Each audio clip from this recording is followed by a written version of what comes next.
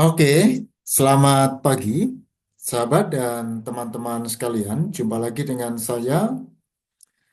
Pada video kali ini saya akan menyampaikan satu video terkait dengan fungsi-fungsi konseling pastoral, ya, yang dicetuskan oleh seorang teolog dari Amerika, ya, yang bernama Jack and Clapes, ya. Jadi ini adalah buku yang sangat buku yang sudah sangat lawas, ya. Jadi di buku Pastoral Care and Historical Perspective tulisan William Clapes tepatnya dan Charles Jekyll, ini adalah salah satu karya klasik dalam studi teologi pastoral, ya. Nah, di buku ini teman-teman, sekedar informasi, mencoba untuk menyusun sejarah perkembangan pelayanan pastoral dari masa gerejawi awal hingga masa modern, ya. Dan fokus utama adalah pada bagaimana gereja memahami dan memahami dan mengalami penderitaan, krisis, atau kesulitan spiritual dan emosional. Ya. Nah, Jack and Clapes ini kemudian yang menarik adalah ia mendefinisikan apa yang disebut dengan pelayanan pastoral. Ya, jadi ia mendefinisikan pelayanan pastoral itu adalah sebuah tindakan, ya, tindakan yang dilakukan oleh orang yang merepresentasikan nilai-nilai kekristenan, ya, yang mengarah kepada healing, penyembuhan, sustaining, ya, topangan, kemudian guiding, membimbing dan reconciling, ya. Jadi eh, pelayanan pastoral itu mengarah tindakan orang Kristen atau tindakan seseorang yang merepresentasikan nilai-nilai kekristenan yang mengarah kepada penyembuhan, penopangan, pembimbingan, dan pendamaian, ya, terhadap problematika yang dialami oleh seseorang itu. Sehingga ya, orang yang mengalami ini menemukan makna hidupnya yang lebih utama. Dia, ini yang yang disampaikan oleh Jack and Clapes, ya, di buku yang terbit di tahun 1960-an gitu, ya, 64 lebih lebih tepatnya. Nah, saya akan menyampaikan kepada teman-teman sekalian yang disebut sebagai tindakan yang mengarah kepada apa tadi itu, kepada penyembuhan, kemudian bimbingan, ya, terus topangan, ya, dan sekaligus rekonsiliasi, ya. Itu yang kemudian disebut dengan fungsi-fungsi pelayanan pastoral, ya.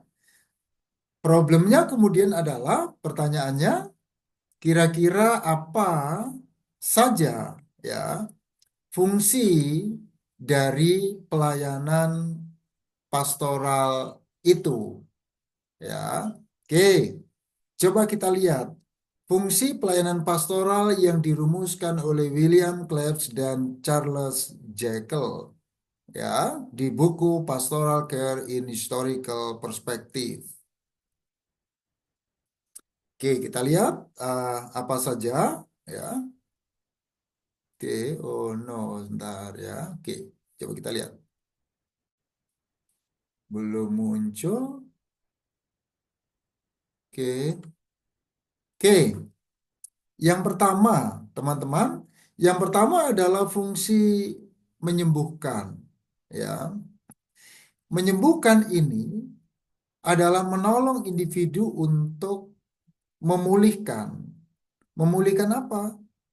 Ya, kadang-kadang seseorang mengalami luka batin, gitu ya. Terutama luka-luka emosional ataupun persoalan-persoalan spiritual, ya. Fungsi ini penting bagi mereka yang mengalami luka batin. Yang berikutnya adalah guiding, membimbing, ya. Membantu orang untuk memilih, membantu orang untuk mengambil keputusan moral, menentukan keputusan apa yang harus ditempuh, ya. Misal konseling etika dalam kehidupan rumah tangga, apa yang harus diambil, bagaimana ia menentukan sikap-sikapnya, begitu ya. Oke, yang berikutnya adalah fungsi menopang, sustaining, ya. Memberikan dukungan agar seseorang ini mampu bertahan dalam penderitaan. Menopang orang yang terluka tersebut untuk bertahan melewati krisis bagaimanapun beratnya, ya. Bertahan dalam penderitaan yang mungkin tidak segera selesai, ya.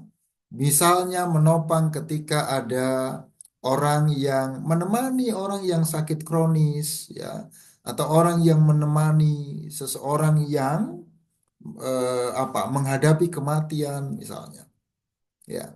Oke, itu fungsi yang ketiga. Fungsi yang keempat adalah fungsi perdamaian, ya, mendamaikan, reconciling, ya. Oke, fungsi ini membantu untuk memulihkan relasi yang rusak, ya.